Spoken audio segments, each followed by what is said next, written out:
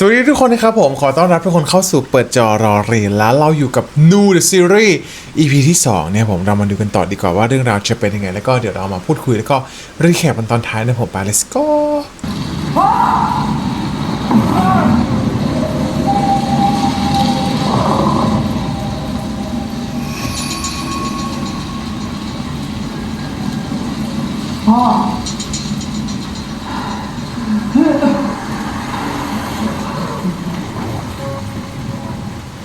พ่อดีใจนะ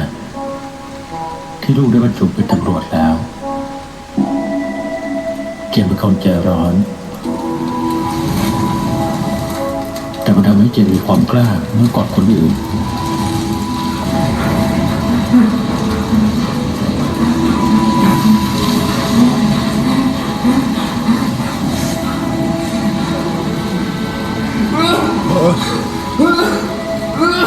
แต่เหมือนเจมส์จะเห็นสีปะของคนนั้นปะและถ้าลูกได้รู้ว่าสิ่งที่ทำอยู่มันถูกต้องลูกก็จะไม่กลัวอะไรเลย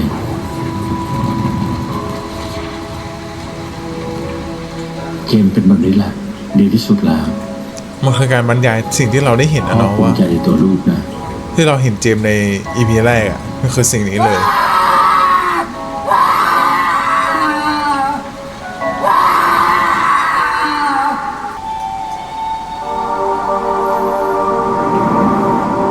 เฮ้ยสารวัตร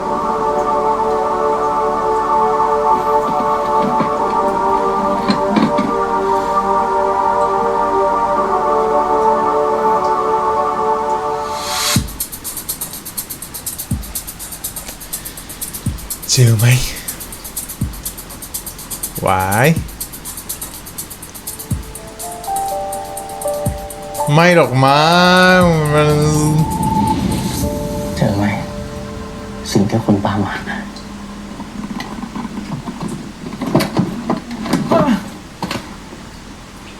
นี่คุณรู้อะไรเกี่ยวกับคดีนี้บ้าง คุณเอาข้อมูลทั้งหมดนี้มาจากไหน คุณบอกความจริงผมมาเดี๋ยวนี้เลยนะ ความจริงก็คือคุณไม่มีสิทธิ์บุกรุกรถผม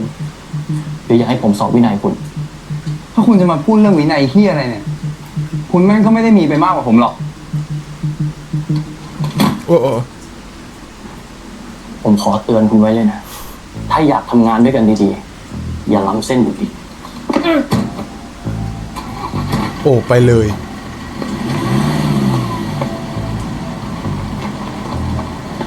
เฮ้ยมึงคุยกันก่อนดิคุณ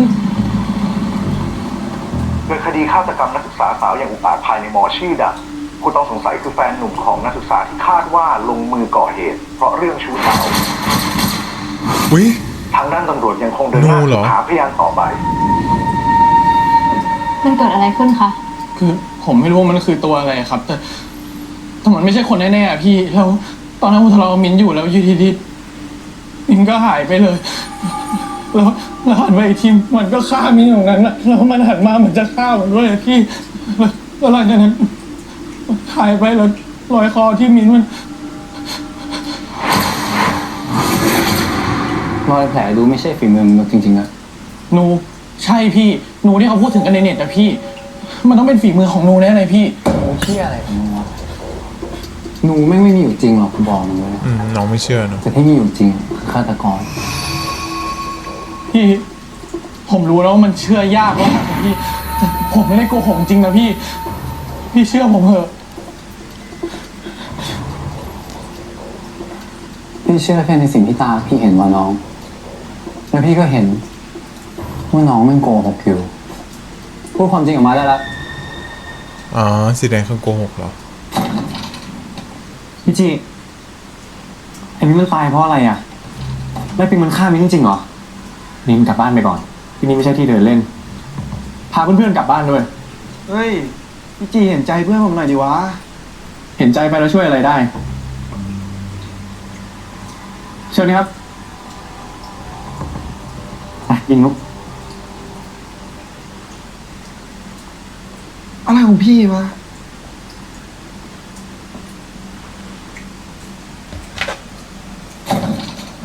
ว่าไงนะสารวัตรเจมส์ทำอะไรฝากทีหมอ ได้ ทษทีนะมีคนบ้าที่สพ อ๋อเขาไม่ได้อยู่ด้วยเหรอแต่เมื่อกี้มึงอยู่ด้วยปะ สารวัตรมาได้สักทีทางนี้ก็พยายามห้ามสารวัตรเจมส์กันสุดๆแล้วนะคะ ขนาดฉันเองก็โดนไล่ออกมาเนี่ย คุณทำอะไรใครใช้ให้คุณสอบปากคำก่อนผม แป๊บนึงนะก็สารวัตรมาช้านี่ครับ ผมก็ช่วยทำให้คดีมันเดินเร็วขึ้นไงนี่สารวัตรรู้ปะผู้ต้องหารายเนี่ยเขาพูดถึงนูเหมือนกับนายโจ้เลยนะ นี่ไม่ใช่คดีผมออกมา จะไม่ใช่ได้ไงอะครับ ก็สารวัตรเอาเคสนี้เข้ามาแผนกคดีพิเศษเองไม่ใช่เหรอ ผมรู้นะถ้าเกิดคุณไม่ได้เอาเข้ามาเป็นคดีพิเศษ หมอจิรัตน์คงไม่โทรตามคุณไปดูศพเหยื่อหรอกครับ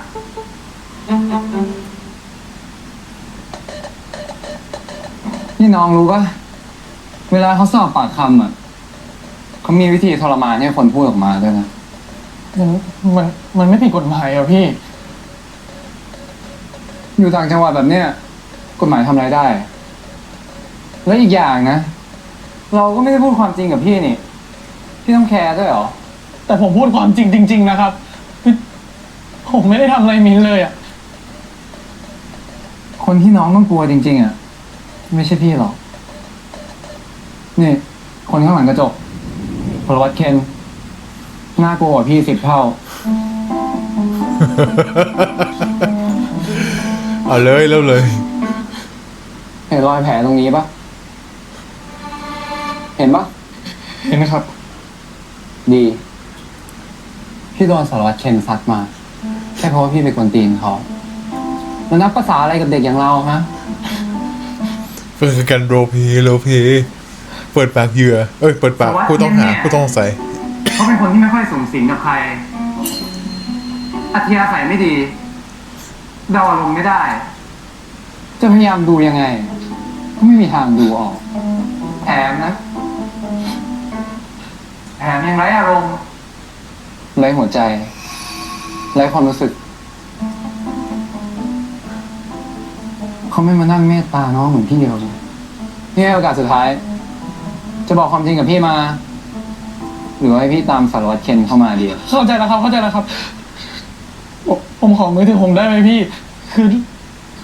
แบบมันอยู่ในนั้นนะพี่ เปิดให้เลยโอ้ขอโทษ พี่ก็อยู่ของพี่เฉยๆแต่พี่ต้องกลายเป็นตัวร้ายเฉยเลย มือถือเราใช่ไหม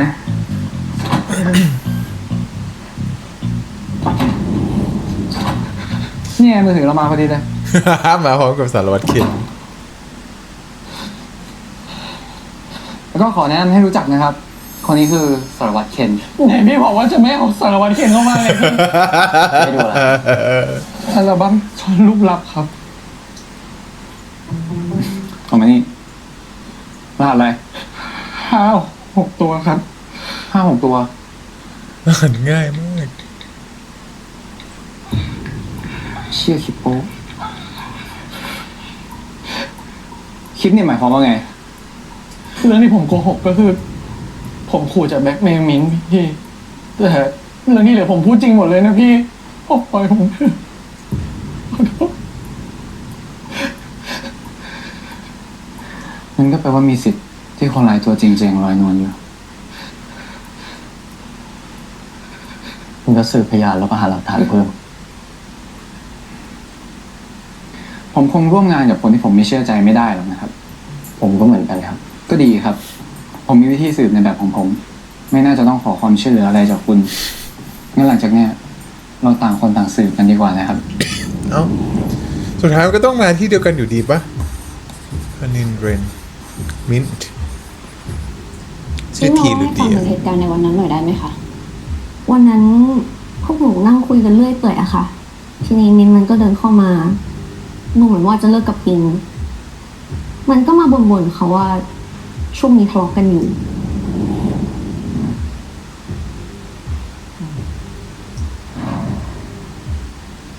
ผมก็เห็นในปิงบอกให้ไม่มีคุยด้วย ท่าทางก็ดูตึงๆครับผมก็กลัวมันจะทะเลาะกันกลางมอ แต่ว่ามิ้นบอกว่ามันโอเคผมก็เลยปล่อยไปคุยกับไอ้ปิงนะ คือพี่รู้ป่ะ ผมหันไปอีกทีไอ้มิ้นมันหายไปแล้ว แล้วเสียงกรี๊ดไอ้มิ้นอะแม่งลั่นจัดผมเลยรีบวิ่งตามไปดู สารวัตรคะหมอจิรัตน์อัปเดตผลชันสูตรมาแล้วค่ะ ตรงบริเวณเล็บครับตรงนี้ครับคุณลองทำเลยหรือว่าเป็นงานแรกลองทำสิ ผมไม่กลัวผี พอเอาเข้าจริงแล้วเป็นไง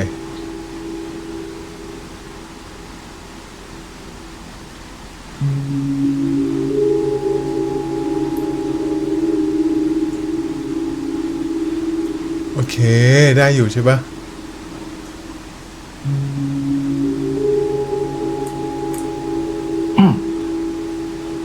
ครับเก่งมากผมมองคนไม่ผิดจริง โอเค ๆอะไรครับหมออันนี้ก็แค่ทับตายแล้วครับไม่วางไว้หมอครับนี่ผู้ช่วยคนใหม่ผมครับจำชิตาได้ไหมครับเรื่องที่จะคุยผู้ช่วยไม่เกี่ยวครับคุณออกไปก่อนนะ ว้าว สุด ขย้ำแรงจนคอหักแบบนี้ คนที่ทำคงจะควบคุมใจไม่อยู่จะบอกว่าเขาไม่ได้ตั้งใจทำนะครับกรณีแบบนี้ ไม่หิว ก็คงเป็นพวกมือใหม่เป็นไปได้ไหมครับว่า ๆ จิรัตก็รู้อยู่แล้วใช่ไหม มันมาเพื่อต้องการสิ่งเดียวกันกับคุณ ความตายเหรอ เมื่อกี้ชิตะเขาเจอเศษเนื้อเยื่อครับ แล้วก็เศษด้ายสีเทาคาดว่าทั้งสองอย่างน่าจะเป็นของผู้ร้ายครับชิตะอีกแล้วนะดูคุณจะถูกใจเด็กคนนี้คือเขาเข้ามาอย่างถูกต้องนะครับ สัมภาษณ์อย่างถูกต้องไม่ได้ใช้เส้นสายอะไรเลยครับ ผมคือผมยังไม่ได้ว่าอะไรเลย มีพิรุธ หมอจริงครับผมว่าคุณน่าจะรู้ดีนะว่าคุณจะบอกอะไรเขาและไม่บอกอะไร เขาพยายามปิดเรื่องนูกันอยู่ใช่ปะ อย่าลืมตรวจ DNA ด้วย ว่าตรงกับผู้ต้องสงสัยเราไหม สารวัตรคะตอนนี้โทรศัพท์ปิงหายไปค่ะ แต่ว่าเมย์แท็กไอพีติดตามไปแล้ว คนร้ายตัวจริงอาจจะเอาไปก็ได้นะคะสารวัตร แล้วตอนนี้อยู่ตรงไหนตังเม เหมือนจะแถวมหาลัยของผู้ตายนะคะ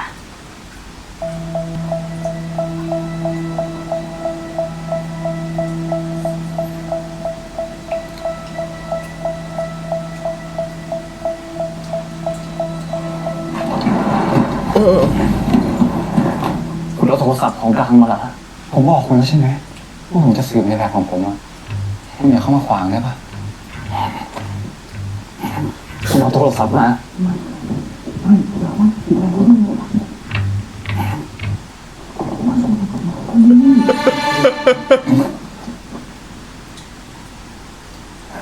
สารวัตรเป็นคนที่นั่งอยู่คนเดียวตรงนั้นปะ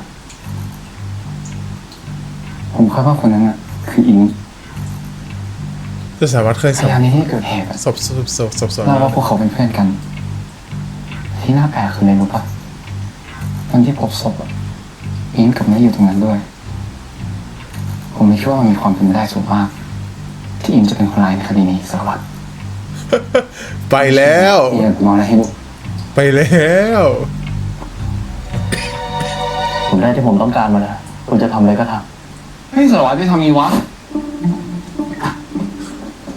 ปล่อยเฮ้ยผมมาเพื่อช่วยสืบคดีนี้นะเว้ยผมมาเพื่อช่วยคุณอ่ะคุณปล่อยเฮ้ยก็มัวแต่ช้าอย่างนี้ไงคดีมันยังไม่ไปไหนผมบอกว่าปล่อยเอาโทรศัพท์มา โอ๊ยกูจะบ้า ช่วยกันเถอะ ขอร้องว้ายสิงคนไหนกันตอนนี้ ผมขอเจรจาสงบสุขไม่ได้ลบกับคุณช่างมันนะเอาเป็นว่าเราช่วยงานกันก่อน แค่เฉพาะวันนี้แล้วหลังจากจบวันนี้ไปเราแยกย้าย เอ็นดู งั้นคุณต้องบอกเบาะแสที่คุณรู้ทั้งหมดมาให้ผมเดียว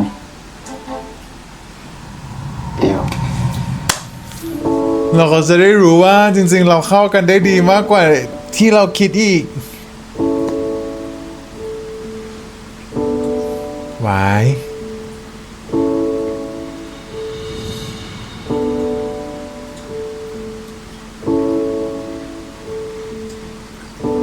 สารวัตรดูตรงนี้นะ สร้อยข้อมือทำไม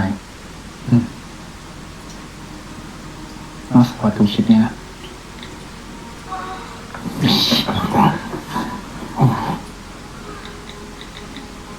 ผมสันนิษฐานไปว่าอิงกับปิงอะเคยคบกัน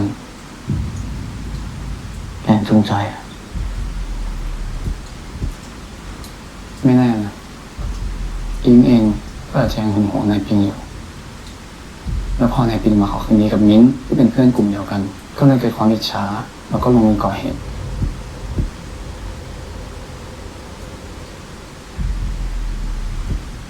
ก็ไม่แน่ก็ไม่แน่ ก่อนหน้านี้พบเส้นได้สีเทาอยู่ในซอกเล็บของเหยื่อ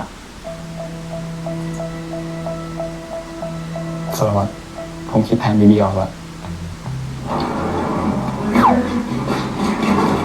พี่ยืมเกิน10 นาที พี่จะมีตังค์เพิ่มให้ปะเนี่ย เฮ้ย พี่ให้อยู่แล้วนะมา อิมเอมโอมโดนหลอกอีกแล้ว เฮ้ยผมเอาตัวนี้เองมันตัวใหญ่กว่าผมใส่แบบนี้ไป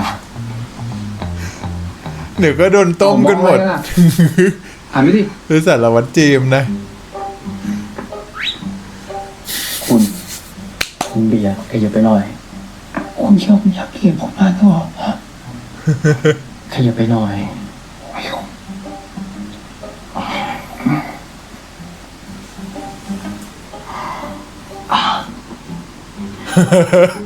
พี่สาว ผิวเนียนใช้ได้แน่เรา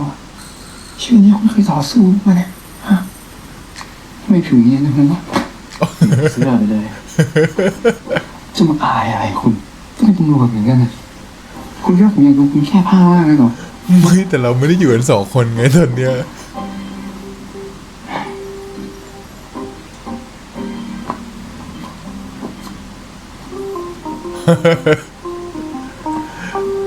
เออว้ายเย้ยีมุมปากหรือเปล่าอีความรู้สึกตอนใดที่มันเกิดขึ้นในหัวใจของเราหรือเปล่าฮะสารวัตรเคนอุ้ยสายตรงสายตามันเริ่มเปลี่ยนไปปะแล้วมันไอหมอนี่มันก็ทรงดีนะเนี่ยอย่างนี้หรือเปล่าฮะโอ้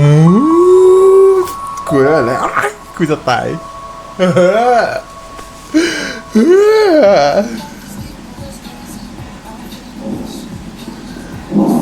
ทำไม is ready to pale คือเรามีเรื่องอยากจะรบกวนอะเราขอยืมมือถือเธอได้ปะพอดีว่ากล้องโทรศัพท์เรามันเสีย เราเลยอยากยืมมือถือเธอมาถ่ายรูปหนังสือ แล้วก็แอร์ดรอปไปให้มือถือเรา โอเคแป๊บนึงนะ เฮ้ย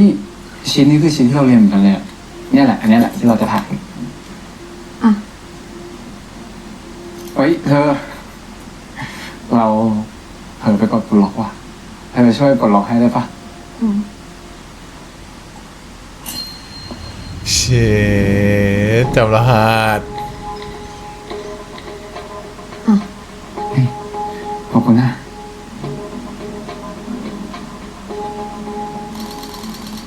ฮะถ่ายกี่รูปอะ ถ่ายขนาดนี้นี่ก็ไปถ่ายที่บ้านเลยเหรอคะ ขอโทษครับ อ่ะนี่เอ้ย ว่าแต่ว่า เธอชื่ออะไรอ่ะ ชื่ออิง อิงเหรอ แล้วอิงชอบกินอะไรปะเดี๋ยวเราซื้อมาฝาก พ่อหัวนายไม่เนียน ถ้าจะมาจีบอ่ะ ก็ไปที่อื่นเลยปะมุกนี้มันซ้ำละ เฮ้ย อิงเดี๋ยวก่อนเราอยากรู้จักอิงจริงๆนะ ก็อิงดูแบบใจดีอ่ะแถมน่ารัก แล้วชีใช้โทรศัพท์เป็นปะเนี่ย เรายอมรับว่าเราอาจจะจีบใครไม่เก่ง แต่ว่า กลับไปปะ ชิบหายแล้ว แล้วก็อย่างนะเพื่อนเราอ่ะเพิ่งตาย เพราะงั้นเราไม่มีอารมณ์มาเล่นอะไรอย่างนี้ตลกโตกับนายหรอกนะ อ่า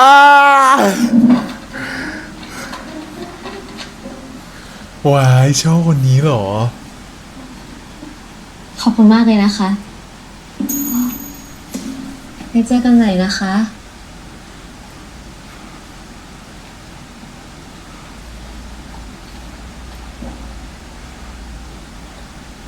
น่ารักเออ ใส่แว่นก็น่ารักดีนะ ใช่ไหม ดูดีว่าผมได้อะไรมา เส้นผมที่จะตรวจ DNA ต้องมีเนื้อเยื่อติดมาด้วย รู้น่า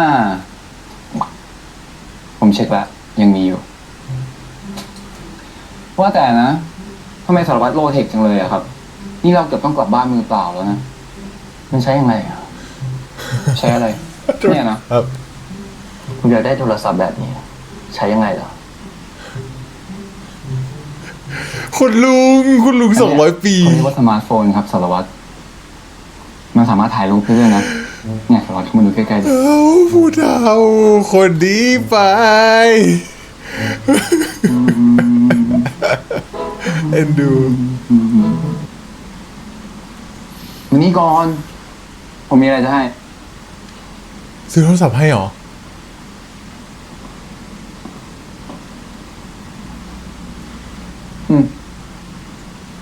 อยากได้ไม่ใช่หรอ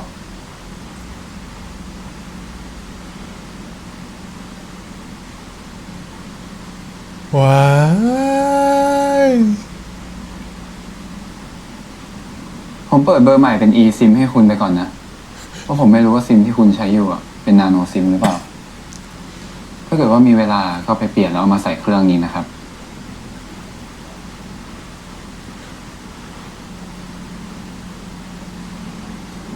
เนี่ย แล้วชีเป็นคนที่ล้ำเส้นมาก่อนตลอดเลย แล้วก็พวกเนี้ยพวกแอปโซเชียล ผมโหลดติดเครื่องมาให้คุณละ เอาไว้ส่องข้อมูล ในเนี้ยมีข้อมูลเพียบเลยนะครับ ทำไมคนจะต้องลงเรื่องของตัวเอง ในที่ทางอะไรแบบนี้ด้วย ไม่ระวังตัวเอง คนทั่วไปก็งี้แหละครับ มีแต่สารวัตรอะที่ไม่ปกติ เอ็นดูอ่ะ ทำตัวประหลาดเนี่ยกันมาจากยุคโบราณ ผมล้อเล่น ดูต่อดิ เฮ้ย เฮ้ยอย่าทำหน้าตาแบบนี้นะคะ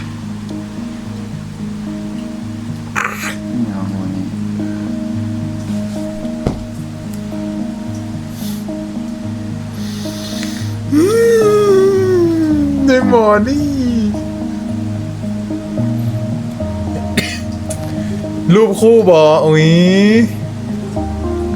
เฮ้ยถ่ายรูป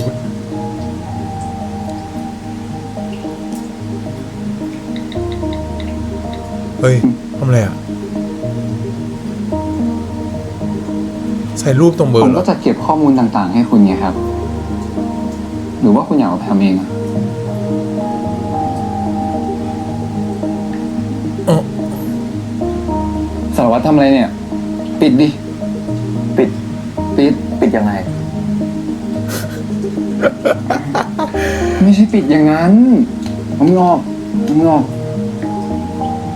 แค่นี้ครับ ถ้ามีเวลาก็หัดเล่นดูนะครับ ผมไปก่อนนะ หนทางสู่การสมาธิสั้นเด็กติดจอ แน่ๆ ไม่ทำเลยล่ะ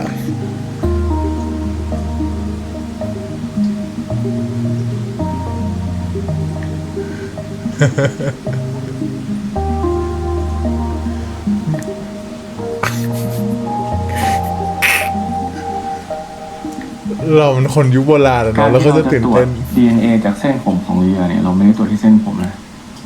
เราจะตรวจจากราก เพราะอะไรรู้ไหมครับ เพราะมันจะทิ้งเนื้อเยื่อเอาไว้ เราก็จะเอาเนื้อเยื่อตรงนั้นแหละมาสกัด DNA ลองดูสิ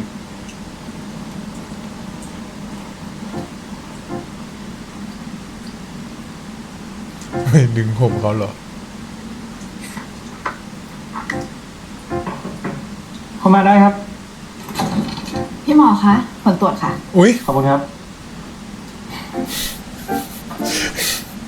ใครเอ่ย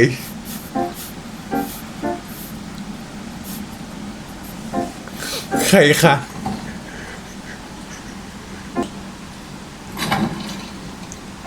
สวัสดีเจนดูแล DNA report ของอิงปะ อิงไม่ใช่คนร้าย แล้วผมเคยบอกคุณแล้วนะ ว่าคุณจะเข้ามาโดยพลการไม่ได้ นี่สารวัตรเราสืบคดีเดียวกันอยู่นะครับ ถ้ามีข้อมูลอะไรอ่ะ ก็แบ่งปันกันบ้างดิ เชิญครับ ก่อนผมจะไปอ่ะ โทรศัพท์คุณอยู่ไหน ก็ไม่ได้หายนี่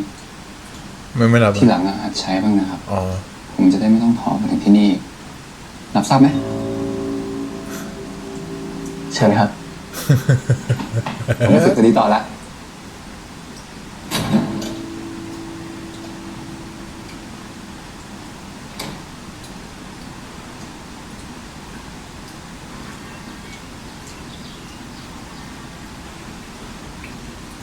ไม่รับด้วย รับปะ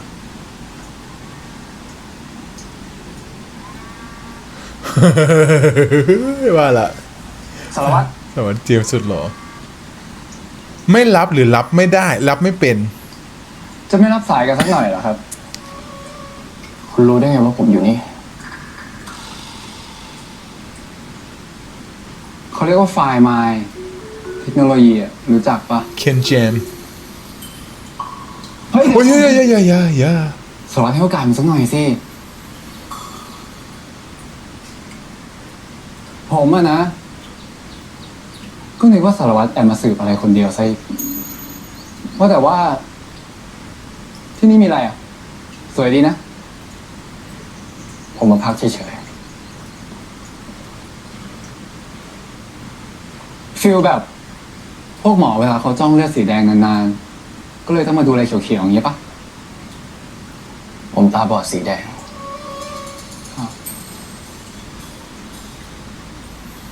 แล้ว ไอ้รูปที่เราดู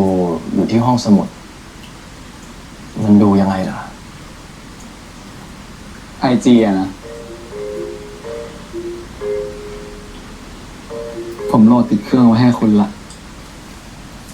มีของเหยื่อไหม มีของผม คืออะไร ไฮไลท์ครับ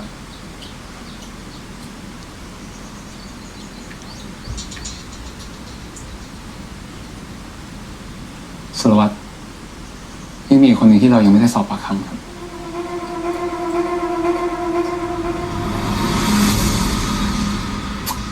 เลน เรน เลนก็ถาม ว่ากูไปเสี่ยงมาไว้ว่าดีเนที่ตรวจอะ หรือ ไม่ได้ตรงกับของไอ้ปิงเว้ย เล่นกับพาคินก็ หรือเลือดก็ไม่ใช่อะไรเฮียคนละกรุ๊ปเลยเลือดกูว่ามึงกลับบ้านไปก่อนเถอะเดี๋ยวไอ้ตีกูขึ้นไปดูเอง มันดึกแล้วอะไรของมึง อ๋อ แล้วมึ ตี งไม่กลับอ่ะ ตี ก็ เอ้าสารวัตรเราทำอะไรเหรอครับเฮ้ย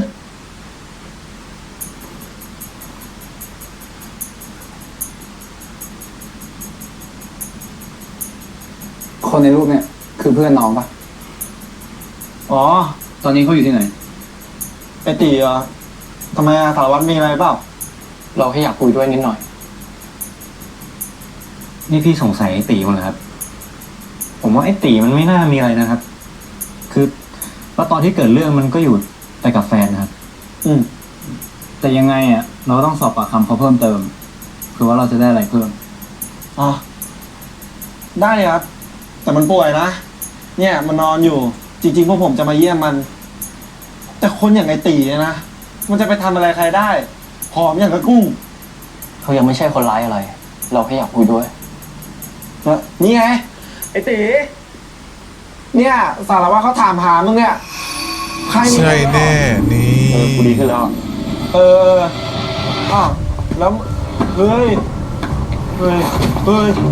ไม่ต้องกลับห้องไป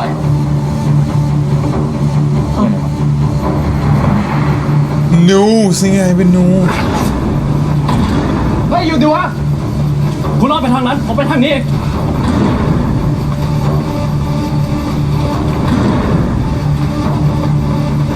เปิดสกิลปะตัวของเคนอะมันมีสกิลปะ เอ้ยทางคิดอะไรวะเนี่ย โดนเอบอมแล้ว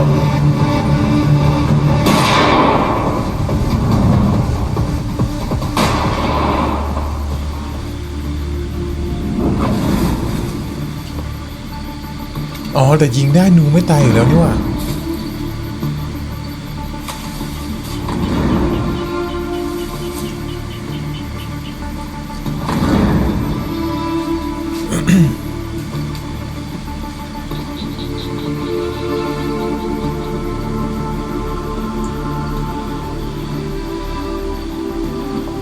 คุณผมเองตีไม่เป็นเฮ้ยคุณระวัง โอ้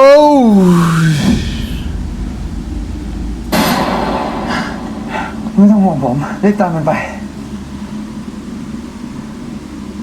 ผมบอกให้รีบตามมันไปไง ว่าไม่ไงลุกขึ้นไหวไหมอันนี้ รออะไรอยู่แผลแค่เนี้ยเดี๋ยวผมไปหาหมอเองได้ ผมนี่แหละหมอเงียบไปเลยมานี่ลุกขึ้น ไปโอ้ มา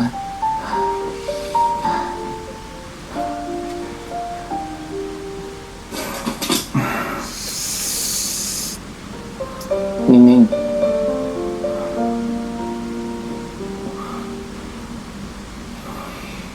ถอดเสื้อออกต้องเย็บนะ ต้องเย็บเลยเหรอ ถอดเสื้อออก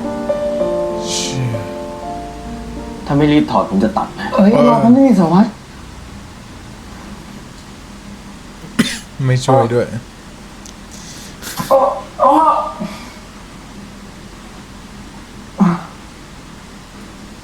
ช้า เริ่มละ แผลใหญ่ปะ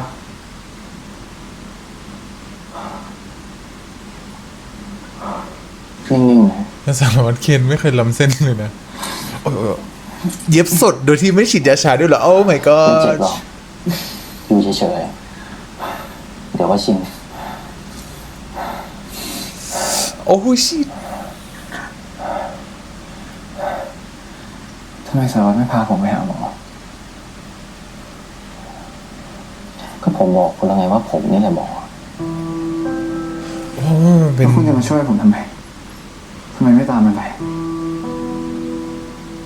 ก็คุณช่วยผมนี่ไง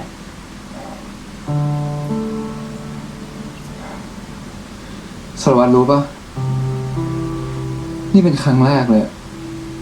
ที่ผมรู้สึกว่าผมเข้าใจสารวัตรมานิดนึงแล้ว ถึงแม้ว่าผมจะยังดูสารวัตรไม่ออกก็เถอะ เข้าใจว่าอะไร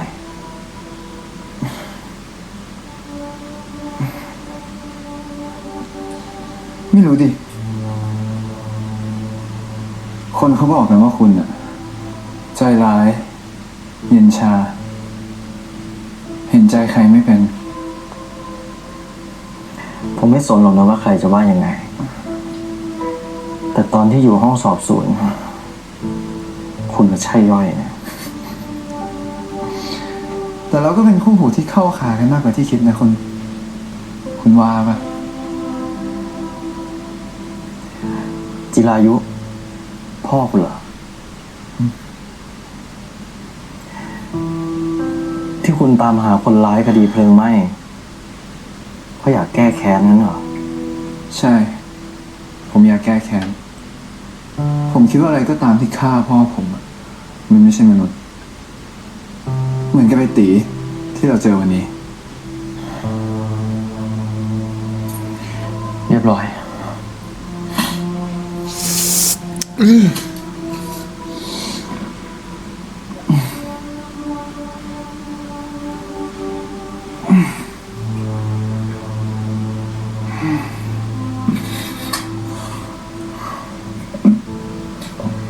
ไม่ปิดแผนหน่อยเลยเหรอ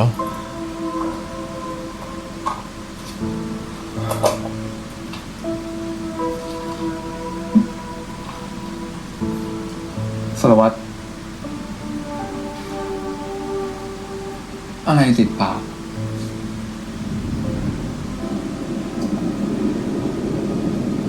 สารวัตร เฮ้ย เป็นไรอ่ะ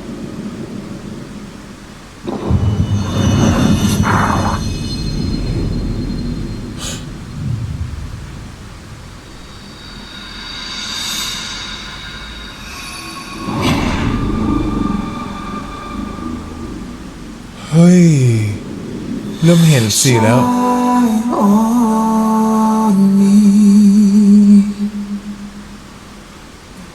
Let your grace and mercy follow. Give me strength for my tomorrow. Shine on me. Shine your light on me. What? Huh? What?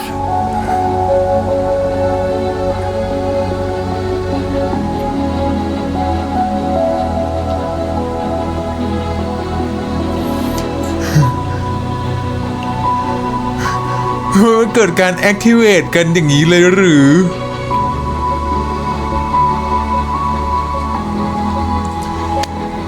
เดี๋ยว ผมจะออกไปล้อให้ ถ้ามีช่องก็ยิงได้เลย แล้วถ้าผมพลาดล่ะ ผมเชื่อใจคุณ โอ้ย หลังจากเนี้ยไม่ว่าอะไรจะเกิดขึ้น ผมจะไม่มีวันปิดบังคุณ สิ่งที่สดใสที่สุดในชีวิตผม ตอนนี้ก็คือหมอจีครับ ส่วนคุณก็ต้องไม่ปิดบังผมเหมือนกันนะครับ ซึ่งโห EP 2 นี่คือความสัมพันธ์ของตัวละครมันขยับไปเร็วมากๆเลยเนาะคืออันมันจะไม่ใช่แค่แบบว่าอยากพูดถึงแค่ในซีนของซีนสุดท้ายที่เขาจูบกันแค่นั้นนะมันไม่ใช่แค่นั้นเลยแต่ว่าก่อนหน้านี้ที่เขาปูมาอีกอะไรเงี้ยเราได้เห็นว่าแบบเฮ้ยมันมีความแบบใกล้ชิดกันมากขึ้นหรือว่ามันอาจจะไม่ได้ใช้คำว่าเปิดใจอะแต่ว่ามันรู้สึกว่าแบบมันมีอะไรบางอย่างในร่างกายเรามันเริ่มเคลื่อนไหวแล้วในความสัมพันธ์ของเราที่มันเกิดขึ้นทั้งสองคนนี้อะไรเงี้ยในส่วนที่เขาพยายามที่จะกีดกันตัวของเจมส์เองเนี่ยที่ไม่อยากให้มายุ่งกับคดีต่างๆที่มันเกิดขึ้นก็คงจะเป็นเพราะว่าเขาไม่อยากให้ได้รู้ความจริงว่ามันมีนูสอยู่ตรงนี้หรือเปล่าอะไรเงี้ยเราก็เลยเข้าใจเจตนาเขาชัดมากขึ้นเนาะว่าทำไมเขาถึงต้องพยายามกีดกันในทีแรกผมแค่รู้สึกว่าแบบแค่แบบไม่อยากให้ยุ่งไม่ต้องยุ่งเรื่องนี้อะไรเงี้ยรู้สึกว่าแบบปัดรำคาญอะไรเงี้ยฟีลไม่ชอบแต่จริงๆมันไม่ใช่เนาะมันก็หมายเชิงว่าแบบว่าก็อาจจะไม่ได้ชอบแหละก็ไม่อยากให้ยุ่งมากกว่าอะไรเงี้ยความรู้สึกที่มันเกิดขึ้นในตัวของสารวัตรเคนนะเนาะแต่มันมีหลายฉากที่ชอบมากเลยนะมันอาจจะเป็นเพราะว่ามีความสนุกเนาะมีความมูดอะไรเงี้ยอย่างเช่นฉากแรกของการสอบสวนสอบปากคำแล้วตัวของเจมส์เองเนี่ยก็ไปโบยตัวของสารวัตรเคนนะว่าแบบว่าเฮ้ยเล่นบทให้สารวัตรเคนเป็นตำรวจร้ายนี่นะครับคือตำรวจที่ร้ายโอ้โหชอบมากการใส่ไฟใส่ความคือมันอาจจะเป็นเบื้องลึกของหัวใจของสารวัตรเจมส์เนาะที่อยากจะบอกสารวัตรเคนกันว่าเขามองสารวัตรเคนเป็นคนยังไงคือในจังหวะนั้นนะมันเป็นจังหวะที่ประจวบเหมาะพอดีที่เขาสามารถที่จะพูดอะไรก็ได้แต่ว่ามันสามารถอยู่ในงานไงในว่าแบบเฮ้ยผมสอบปากคำอยู่ผมก็ขออนุญาตใช้การโรลเพลย์แบบนี้หน่อยให้คุณกลายเป็นตำรวจไม่ดีหน่อยตำรวจร้ายตำรวจแบบกระแทกหน่อยอะไรเงี้ยก็จัดเต็มเลยแน่ใจค่อนข้างมั่นใจว่ามันมีฟีลลิ่งของตัวเองอยู่ในนั้น แล้วหน้าของสารวัตรเคนคือแบบนี่กูต้องร้ายเหรอกูกำลังจะเป็นคนที่ร้ายเหรอ แล้วจังหวะที่เปิดประตูเข้ามาแล้วเด็กกลัวคือตลกมากคือแบบโอ้ยเอ็นดูอ่ะแล้วคือแบบกูทำอะไรหรือยัง ในเขียนแบบมี seriouslyกูอีกแล้วเหรออะไรอย่างเงี้ย แต่ชอบนะคือซึ่งใน EP นี้มันจะเป็นโมเมนต์อะไรอย่างงี้มากๆเลยอะคือจริงๆนะอันนี้เป็นสิ่งหนึ่งที่ผมอยากรู้มากว่าคือเรารู้ว่าสารวัตรเคนเนี่ยเขามีชีวิตอยู่ประมาณ200 ปีละแต่สิ่งที่ผมอยากรู้ว่าแบบถ้าเราเทียบชีวิตของเขาในปัจจุบันเนี่ยในอายุที่มันเป็นอายุปัจจุบันของเขาหรือว่าเราไม่นับ200 ปีอะถ้านับในช่วงชีวิตคนปกติอะในปัจจุบันเขาจะอายุเท่าไหร่วะอะไรเงี้ยผมก็อยากรู้เหมือนกันนะว่ามันจะเปรียบเทียบเท่าไหร่เพราะว่าอย่างตัวของเจมส์เองเนี่ย27 ปีใช่ปะอาจจะไล่เลี่ยกันเป็นรุ่นพี่1 ปีก็อาจจะ28ประมาณนี้ปะน่าจะฟีลนั้นเนาะถ้าเทียบกันก็ชอบมากแล้ว พอจะพูดแล้วก็ตลกแล้วสิ่งที่น่าเอ็นดูที่สุดในเรื่องนี้นะสารวัตรเคนเป็นคุณลุงเอาผู้เฒ่าใครจะคิดเนาะบอกว่าเราก็รู้อยู่แล้วว่าเคนน่ะคือคนที่แบบ อายุเยอะมากคือเป็นคุณปู่200 ปีไปแล้วอะไรเงี้ยถ้ามองตามอายุจริงๆเราไม่ได้มองแบบรูปลักษณ์ภายนอกของเขาอะไรเงี้ยและความโลเทคของเขามันทำให้เรารู้สึกว่าแบบโอ้ชิตอะไรเงี้ยในบางสถานการณ์ที่เราสึกแบบ1น่าเอ็นดูก็เป็นไปได้นะ2ก็คือแบบเกือบไปแล้วเวลาอย่างเช่นซีนที่เขาไปล้วงความลับอะของอิงอะของนักศึกษาสาวคนนั้นนะเนาะที่แบบว่าอ้าวได้หยิบโทรศัพท์มาแล้วโทรศัพท์มันไปอยู่ในมือของคนที่ใช้ไม่เป็น มันก็เลยกลายเป็นซีนที่แบบว่าในสถานการณ์อะไรแบบนี้ผมชอบการทำให้ตัวละครของเคนอะกลายเป็นคนที่แบบว่าถึงแม้เขาจะอยู่มาทุกยุคสมัยจริงๆอะมันอาจจะมีการปรับตัวมาทุกยุคสมัยแต่ยุคสมัยล่าสุดมันอาจจะเป็นยุคสมัยที่เป็นความเร็วหรือว่าเกิดอะไรขึ้นหรือว่าเขาไปหยุดการพัฒนายุคสมัยตั้งแต่ยุคสมัยไหนไม่รู้อะไรเงี้ยอาจจะติดอยู่ในยุค 90 ดีหรือเปล่าอะไรต่างๆไม่รู้เหมือนกันแต่มันทำให้เราได้เห็นว่าแบบ ตัวละครนี้มันก็แบบมีบั๊กอะไรบางอย่างที่ทำให้เรารู้สึกว่าแบบเขาก็ดูน่าเอ็นดูดีอะไรเงี้ยเขาก็ดูเป็นคุณลุงคนหนึ่งจริงๆอะไรเงี้ยจนถึงขั้นที่แบบว่าถูกสอนใช้โทรศัพท์นี่คือเรียกว่าสมาร์ทโฟนนะแล้วได้โทรศัพท์มาใหม่แล้วเล่นอะไรเงี้ยรู้สึกว่าโอ้โหน่าเอ็นดูมากอะไรเงี้ยอันนี้มันเป็นในมุมหนึ่งที่เรารู้สึกว่าพอใส่อะไรแบบนี้มารู้สึกว่าแบบน่ารักเนาะชอบเนาะอะไรเงี้ยมันเลยกลายเป็นซีนที่แบบน่ารักมากๆแต่ว่าที่สำคัญอีกอย่างนึงนะถึงแม้เราจะไม่ถูกกันแต่สายตาที่มันเริ่มออกมาใน EP นี้มันคืออะไรสารวัตรเคนกับสารวัตรเจมส์ตอนนี้คุณกำลังรู้สึกอะไรกันอยู่ครับคุณมาในฐานะการสืบคดีในเรื่องราวเดียวกันเรื่องราวที่มันจริงจังดูเข้มข้นคุณมีเป้าหมายชีวิตในใจของคุณแต่เวลาคุณได้อยู่ใกล้ชิดกันคุณลืมทุกสิ่งทุกอย่างไปหมดเลยเหรอครับผมแอบเห็นนะครับผมคุณสารวัตรเคนคุณดูแบบหมดอะไรตายอยากกับชีวิตคุณมากๆคุณอยากจบชีวิตของตัวเองมาคุณเลือกทำมา200กว่าครั้งในชีวิตแล้วแต่มันมีครั้งนี้ปะที่คุณอมยิ้มออกมายิ้มมุมปากอาจจะยิ้มมุมปากแค่1 มิลแต่มันสังเกตเห็นได้นะครับผมว่าคุณกำลังยิ้มออกมาสถานการณ์นี้ใครอธิบายได้บ้างครับว่ามันกำลังเกิดอะไรขึ้นในตัว2 คนนี้คุณสามารถบอกได้ไหมว่าเขากำลังจะมีความรู้สึกที่ดีต่อกันเป็นโมเมนต์ของซีนที่เรารู้สึกว่าแบบเขาไปสืบคดีแล้วเขาได้อยู่ใกล้ชิดกันแล้วรู้สึกว่าเฮ้ยผมขออนุญาตในการสงบศึกแล้วก็มาร่วมมือกันแล้วก็แบบเฮ้ยจังหวะนั้นมันคงเป็นความรู้สึกที่แบบเราเนี่ยเข้ากันได้ดีมากกว่าที่เราคิดมากกว่านั้นอีกเนาะอะไรเงี้ยพอเรารู้สึกว่าแบบเราไม่กึงใส่กันแล้วอะไรเงี้ยมันก็แบบเอาอยู่ได้อยู่เอาแล้วเรื่องนี้คือเค้กกึ่งกับเมแสบ แต่ว่าแบบมันเป็นโมเมนต์ที่ดีนะผมรู้สึกว่านี่แหละมันคือโมเมนต์ที่อยากพูดถึงต่างๆผมรู้สึกว่าอย่างซีนนี่แหละที่ผมพูดถึงเมื่อกี้เนาะว่าแบบสายตาที่มันออกมาแล้วอีกอะไรเงี้ยมันเป็นอะไรอย่างเงี้ยที่รู้สึกว่า EP นี้มันยิ่งทำให้เรารู้สึกว่าแบบเฮ้ยสนุกมากแล้วก็เรื่องคดีก็ว่าเรื่องหนึ่งแล้วที่มันสนุกแล้วอะไรเงี้ยแล้วก็เรื่องความสัมพันธ์ที่มันพัฒนาไปอีกผมรู้สึกว่าแบบเฮ้ยมันมาดีมากๆอะไรเงี้ยแล้วแต่ละคนก็ไม่จำเป็นต้องพูดในสิ่งที่ตัวเองกำลังทำอยู่ว่ามันคืออะไรคือตอนเนี้ยเจมอาจจะยังไม่รู้ว่าเคนมี hidden agenda อะไรแต่ว่าตอนเนี้ยเคนเริ่มจับทางได้แล้วว่าตอนเนี้ยสิ่งที่เจมกำลังทำอยู่เนี่ยมันเป็นเพราะว่าเขาอยากสืบคดีเรื่องพ่อเขาอะไรเงี้ยมันเริ่มจะคลิกกันเพิ่มมากขึ้นมากๆแล้วเหมือนกันอะไรเงี้ยเพราะเขารู้สึกว่าในตรงจุดนี้เราก็ชอบเหมือนกันซึ่งเรื่องเหล่านี้มันเป็นเรื่องที่เราชอบแล้วแต่เรื่องโมเมนต์ต่างๆอีกที่เราชอบความใกล้ชิดกันเพิ่มมากขึ้นที่แบบมันทำให้เรารับรู้ถึงความรู้สึกบางอย่างที่มันเกิดขึ้นจริงๆอะไรเงี้ยผมก็ชอบนะมันเป็นเรื่องที่ดีมากๆเลยเนาะแต่ว่าการที่เจมจะรู้เรื่องนูได้ยังไงเนี่ยผมว่าอาจจะต้องรอดู EP ต่อไปว่ามันจะเป็นยังไงเพราะผมก็อยากรู้เหมือนกันว่าถ้าตอนนี้เนี่ยเหมือนเจมจะเริ่มเห็นสีของตัวของเคนแล้วป่ะว่าเคนมีสีอะไรเพราะว่า